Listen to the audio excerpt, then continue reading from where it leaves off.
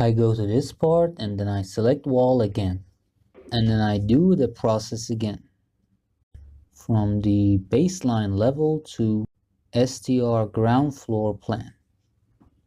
So I put these here, and you have to pay attention that the arrow is pointing outwards. So first we're going to do the frameworks, and after we've done them, we're going to proceed to the joinery level. Here we do have a ramp. So just to check, let's go back to the CAD file and see if we have a door here or not. Let me pull this up, but usually we don't see a door drawn here. And as you can see, that's that. So we have to build a wall ourselves right in this point. So I select it, I choose the pick line option, and I put it over here. This goes here, and there you go. Based on the explanations that we had before, the columns in the garage here or the parking space don't have any joinery in them, and they're just based off color. So we don't need to define any joineries for it here, and we can just color it. So we can put the columns here, and then we're going to paint some colors on. So the dimensions that we have here are 80 and 40.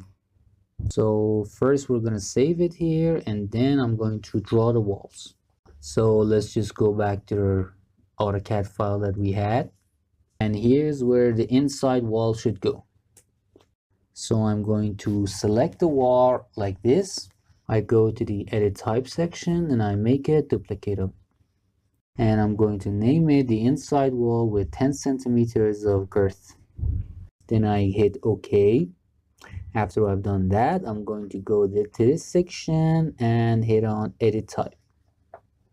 I paste the keynote in here and I browse it and I define it as a Lipper block.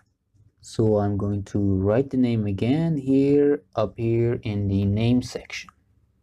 If you want to see the exact information, you can just look up Lipper and you can see the sites that pop up and you can take your information from there. So here we have the materials, we have the mass, the bulk, we have the fire resistance, the pressure resistance, the airdrop, and such information that you can add to your wall. And so I'm going to add one of them as an example. We go here in this section, I hit Ctrl C and then Ctrl V so I can paste the name of the wall in the description. I choose the class as well. And after that, I'm going to the comments part to see if we want to add anything here, but maybe not. Here in the keywords, I'm going to paste the name of the wall again. In the next part, you can define the name of the manufacturer as well. So I'm just going to copy and paste the name of the Lipper because the name of the site is this one as well. Then Ctrl A and then delete, and then I'm going to paste the address of the site, and then I'm going to do the same for the brand section that we have here on the bottom. After I've done that, I'm going to hit apply. So let's go back here in this window. So in the description window, I'm going to add some information. So you can define some of the information here in this part, such as physical and thermal resistance. Here, and then let's go to the next part, and here. These are the parts that you can add the information that you want. So after I've shown you that, I should also add the fact that you can add some of the information that you want in the instance properties window. So let's see how we can do that. As an example, I'm going to go to the manage section in the project parameters section. I hit add here, and as an example of the wall that we had, I'm just going to write compounds in this part. in the comment discipline part, and a parameter of text, and identity data for the next part. And here I'm going to check the wall section on the right. I hit OK, and then I add again. And here, for example, I'm going to write the mass volume of concrete. I choose the following again as common, and then text, and then identity data. I check the box for walls, and I hit OK again. So let's add again, and this time let's write pressure resistance. The rest are common, text, and identity data as before, and I check the walls box again. I just added the information in this part as an example, but you don't have to do it necessarily.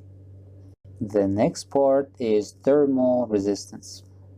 Then I choose common, text, and identity again, and I check the box for walls again, and I hit OK. The next one that I'm going to add is airdrop, and I've taken all of these from the site itself, so we're going to do the same again. Common, then text and identity data, then I check the box for walls, and I hit again. So I Control V another factor from the site again, and I choose the same settings, and I check the box for walls again. And after I've done that, I'm going to hit OK, and there we have added another one as well. The next parameter that I think I'm going to add is the amount of water absorption. So I'm going to write it here, and then I'm going to check the boxes as before. And after I've done that, I'm going to check the box for walls again, and then I'm going to hit OK. So we get Ctrl C again, so we can add thermal resistance. So here we choose common, and then text, and then identity data again. Then we check the box for walls, and then hit OK again. See, now the identity data have been added right here. And I'm going to copy the description from the site and add them in front of the names that we had before, like compounds and such. The next one that we had, I think, was the volumetric mass of concrete. Then I'm going to add it from the site myself like this. So the next one that we have is pressure resistance. So you can add this information yourself, or you can just copy and paste them from a site. The next one that we have is thermal resistance. So I hit Ctrl C and then Ctrl V again to paste the information in this column. The next one that we have is airdrop. So I add the info for that as well here. And the next one that we have is concentration. So I hit Ctrl C and then Ctrl V again to add the info here. The next factor that we have is water absorption. So I'm going to hit Ctrl C and then Ctrl V again to add the info here as well. And I think the next one that we have is thermal resistance. So I do the same procedure and add the info in this part as well. And there you go.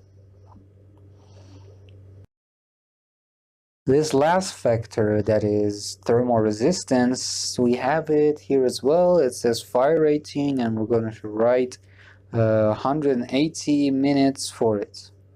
So the site itself said more than 180 minutes in a temperature of upwards 1000 centigrades. So you can add it like this. So I'm going to save the file once here, and then after that I'm going to the collaborate section. I pull up the work sets, I create a new work set here, I type in E-walls for outside walls and I-walls for inside walls. I hit OK so I can add them, and there it is. So here I'm going to select the outside walls that we have, and I'm going to put them under the E-wall section in this menu. And then I put it on the I-walls, and then I select. And then after that, we have to start the drawing of our work. We go here, And there you go. Let's just see if we have been drawing correctly. And yes, it's correct from this view. So I'm just going to save it once up to here.